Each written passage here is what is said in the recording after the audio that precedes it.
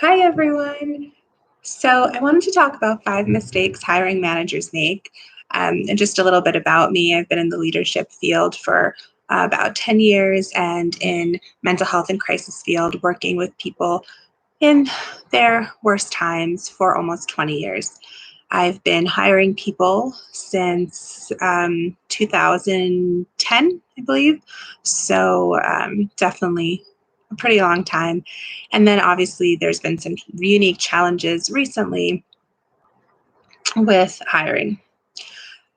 But those aside, the main mistakes I've seen hiring managers make, and I've also been on tons of interviews, negotiating contracts, working with people in companies. So I think I've been on about 10 to 20 interviews every couple of months. So I'm pretty well versed with working with different hiring managers. So a lot of times they will be condescending or assume they have the power. Now, of course, they have the power to make a hiring decision, but when you are hiring somebody to work with you, or this is a position you need to fill because it's a pretty high level position, doing a power play is a really bad move. So, using power in inappropriate ways, definitely a mistake. Another mistake I've seen is wanting a person to have done the same exact role. So when I look at hiring, I look at their potential and what they've done in the past, maybe transferable skills. I really get to know the person, what their goals are, and what they're good at. Asking a person, have you specifically, I don't know, specifically spoke to a board or specifically done a training in a community, all of those things is really missing the point. So being very narrow-minded, huge mistake that I've seen pretty often. That's why it's hard to break into a new career or a new field, or just a new type of job, because people are very narrow-minded. And a way around that, and how I work with my clients, is maybe adjusting your title or adjusting, making sure you're very clear in your description of what you did, because the role that you're applying for, it might just require changing things up a little bit because you're more in line with what they're looking for, and you're not lying. You want to actually have done these things, of course. I never ever advocate for lying because that is going to lead to disaster. So not lying, but sometimes you need to change up your wording to be more in line with the job that you're looking for, and to talk about the skills that you have and what you've done, focus towards that career, right? Because technically you can have multiple resumes if you're focusing on multiple careers, or you're applying to jobs that are different from each other. You want to tailor it to the role accurately. Once again, you're not lying, you're being accurate, but you have to tailor it to the role.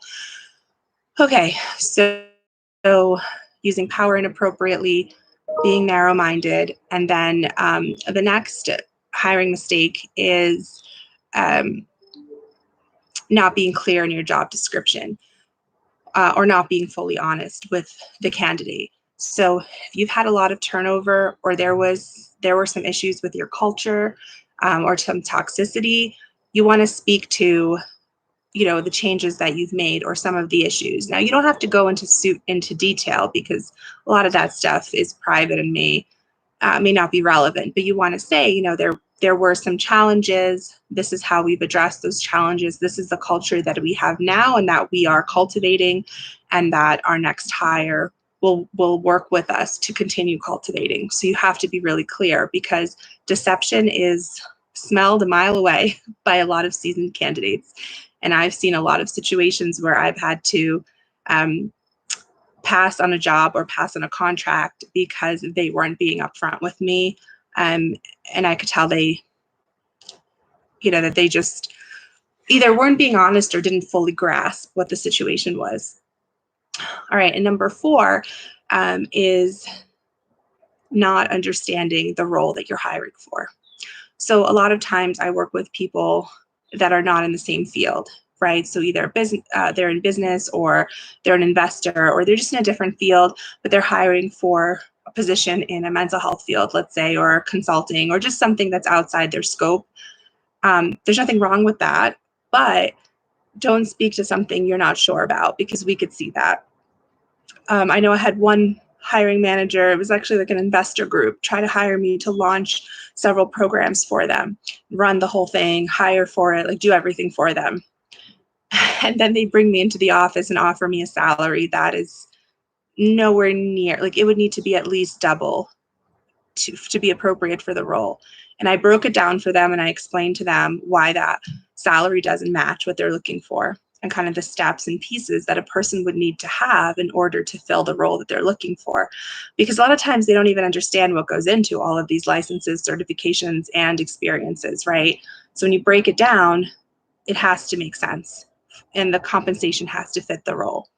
So needless to say, I didn't get the job, but it was interesting because I got contacted a few months later by the same recruiter saying they had increased the salary more within what I had suggested.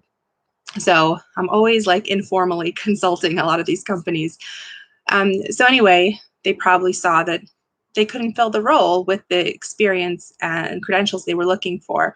And that's the other downside too, is that you're trying to lowball experienced candidates. Like if you can't live on the salary, but you're asking for over a decade of training and experience in a very challenging field, you have to match it up. I mean, trying to lowball isn't going to work well because the person is going to eventually leave because they can't survive financially or that they feel they're being taken advantage of. So please know what you're talking about and be prepared, or hire a consultant before you do your interviews, or have the consultant do the interviews with you. And then number 5 hiring mistake is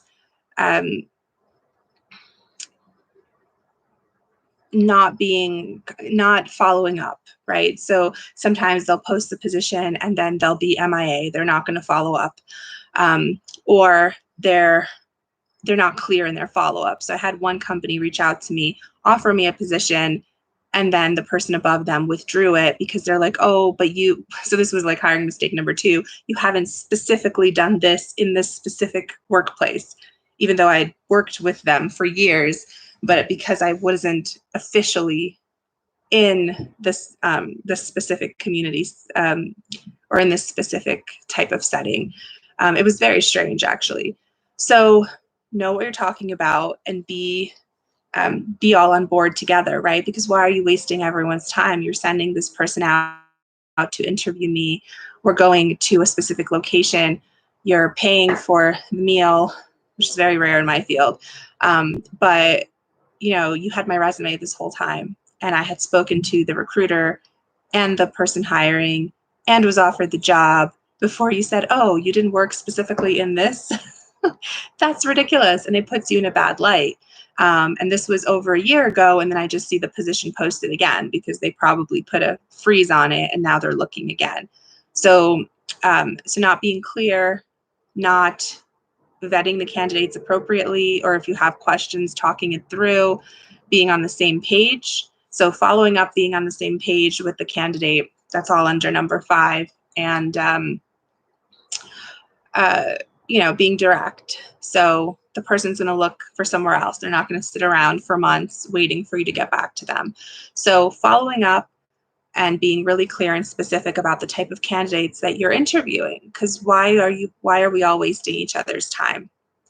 And that puts you in a bad light. And that's one of, I guess, like bonus number 6 hiring mistake, or at least a symptom of a hiring mistake, is if the position is posted over and over for months or years and it's not being filled, because that's inefficient. You're doing an inefficient job searching, inefficiently hiring, and wasting candidates' time if you're not a match. So you're not on the same page, or you're not following up in the appropriate amount of time.